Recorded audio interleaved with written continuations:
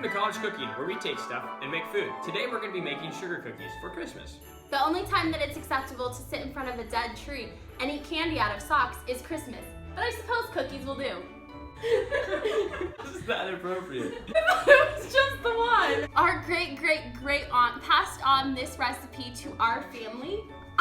Her name was Aunt Fern. That or some lady off the internet. This actually is not from one of our aunts, it's just a random recipe from someone named Fern that our grandmother passed down to us. Let's get started. Today, we're going to be starting with butter. Usually butter is kind of the limiting ingredient because it's the most expensive. This is a college cookie recipe for when you come home and your mom buys the ingredients. And to cost a lot like Christmas. The second ingredient is sugar. All of it.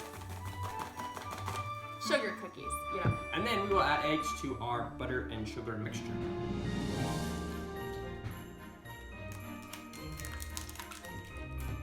Then we'll attempt to mix this all together. It would be easier to use an electric mixer, but I usually don't carry one with me at college, so we're making do. What do you call a gingerbread ninja? A ginger. What do you call an elf that sings? A rapper. Next we're gonna add some milk. It looks chocolate. I think it has vanilla in it. And then my favorite ingredient, the baking powder.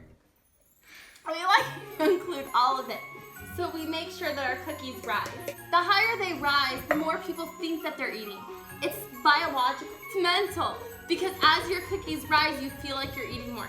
It's just a little holiday fitness and health tip. We were losing a lot of our butter to this, so we switched to this one, which is a man-powered tool that's similar to this one. Watch out for pieces of rust. We used to blow bubbles with these in the backyard when we were about 5. I don't remember eating bubbles. I do. When I get in a pinch and need extra storage on my phone, I normally start deleting Minesweeper, Among Us, and JS.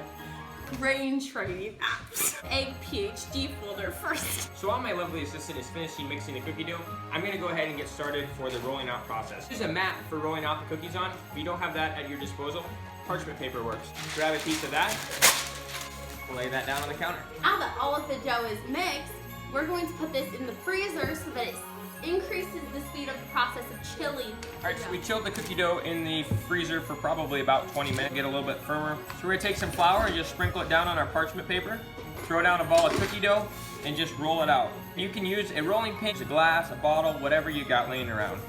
If it starts getting a little sticky on top, just add a little bit more flour.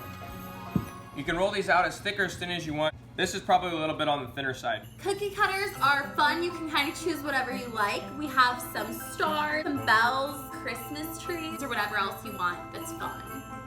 And then you'll just press them in. The hood's falling off. Started using parchment paper for everything on our cookie sheet. It's supposed to be an angel, but it kind of looks like a college graduate. Alright, we're going to throw these in the oven for 8 to 10 minutes at 350 degrees.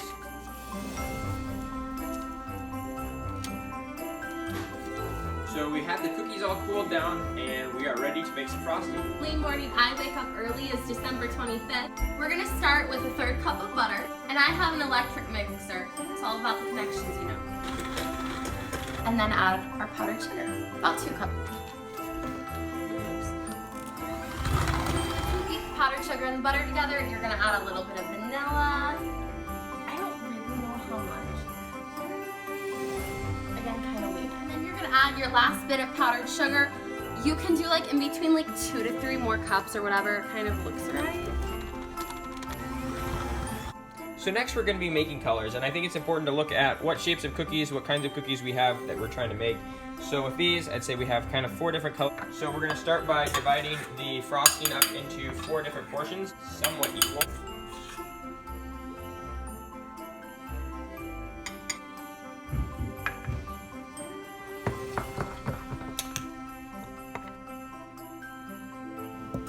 Looks like a woolly mammoth, not a tree. I don't know where they have that kind of tree.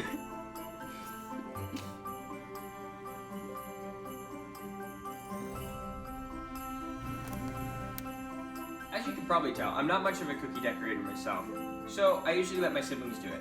I'm not a big fan of sugar cookies in general. They're just a plain cookie. They're not really better than a normal cookie in anything else. It's more about the experience of Christmas, the experience of giving, of letting other people decorate the cookies for you.